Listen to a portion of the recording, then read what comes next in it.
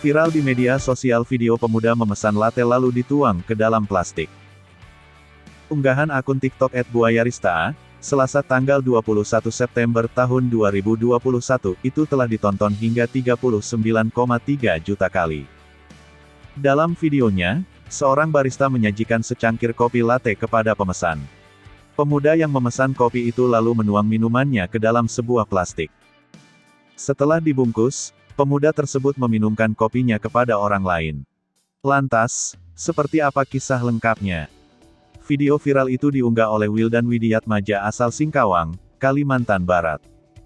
Ia merupakan barista yang menyajikan kopi latte sebelum sang pemesan membungkus minuman itu.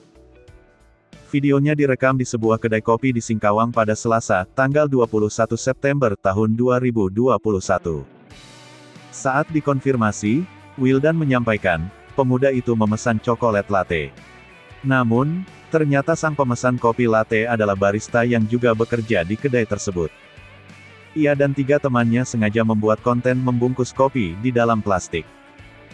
Itu sebenarnya hanya konten, ujarnya kepada Tribun News, Sabtu tanggal 25 September tahun 2021. Wildan mengaku videonya terinspirasi dari konten TikTok yang sedang tren.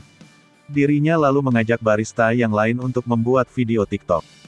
Meski hanya sebuah konten, ia mengaku ekspresinya dan barista yang lain dilakukan secara spontan.